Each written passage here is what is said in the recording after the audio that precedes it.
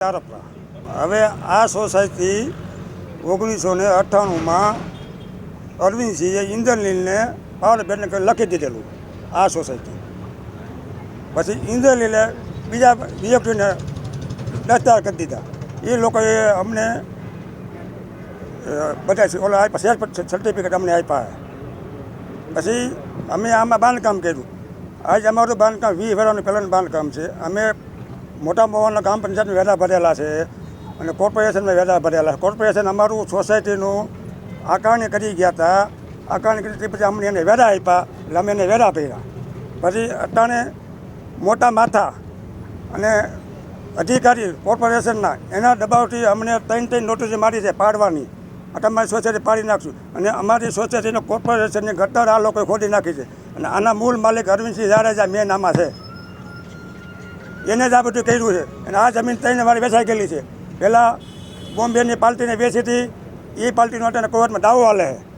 બોમ્બેની party એ advocate Paresh મારુની અત્યારે દાવો હાલે છે. તે પછી અરવિંદસિંહે ઇન્દ્રનીલને પાડી વેચાણ કરી દીધું. એને પછી આ લોકોને વેચી નાખ્યું. આ આખું જમીનની ભૂમિ માફિયા એક ઓલું જ છે. બધાને અમને બધાને દબાવે છે. ખોટી નોટિસો મારે છે. 5 નોટિસો મારે છે. પાડી નાખશું, આમ કરશું, આમ કરશું. અને લાઇટવાળાને ફોન કરો તો લાઇટના કનેક્શન કાપી નાખે. અને બોર્ડવાળાને ફોન કરે એનો ઓલું એમ આ લોકો કરે. હવે અમારી આ સોસાયટીની એટલી વાત છે કે અમને ગુજરાત રાજ્ય સરકારશ્રીના નિયમ મુજબ જે ધારા મુજબ આવતી હોય તો અમને એની ઠપ્પી ભરીને રેગ્યુલર કરવા વિનંતી સરકારને. અશ્વિન લાવડિયા. અહીંયા 1998ની સાલથી સોસાયટી ઊભી છે, બરાબર છે. ત્યારબાદ અહીંયા 2017માં ખોટું રોજકામ કરીને પણ અહીંયા સોસાયટીમાં બતાવ્યું છે કે ખાલી જગ્યા છે. ખરેખર 2017થી પહેલાંની સોસાયટી છે જ, પણ 2017માં ખાલી જગ્યા બતાવી અને ખોટું રોજકામ કર્યું છે મામલતદારે બધાએ. હા, કોર્ટમાં પણ ચાલુ જ છે કેસ અને દાવો પણ માંડેલ છે બધાએ. હા, 2 જણાએ સ્ટે પણ મળી ગયેલ છે. એમાં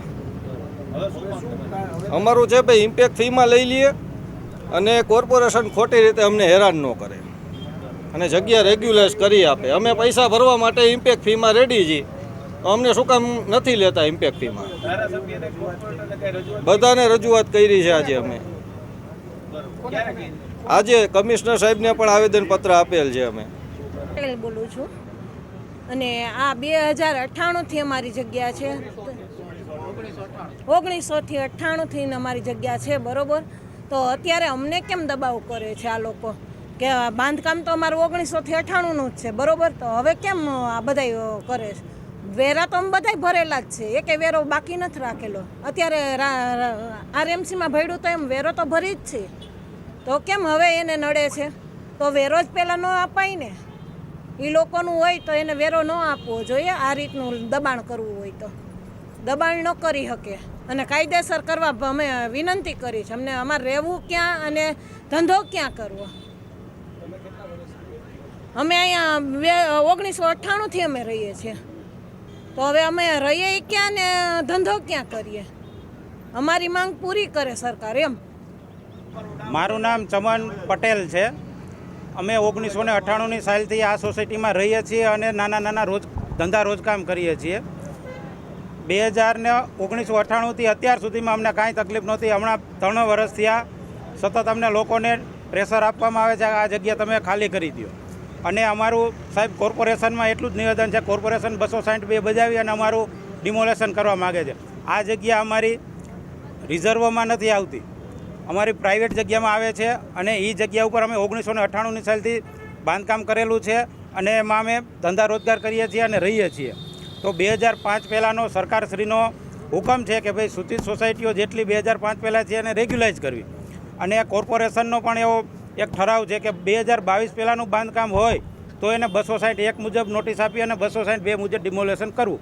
તો 1998થી પંચાયત રાજ હતું ત્યારે અમે એમાં વેરા ભરતા હતા. અમારી મિલકત ત્યારની છે. પછી કોર્પોરેશનમાં ભરી તો એમાં પણ અમે વેરા ભરીએ છીએ. અને કોર્પોરેશને 2019માં આમાં સામેલ કર્યું છે. તો અમારું તો પહેલાંનું છે, તો અમારું ઇમ્પેક્ટમાં લઈ અને અમને બાંધકામ અમારું રેગ્યુલાઇઝ કરી દઈએ.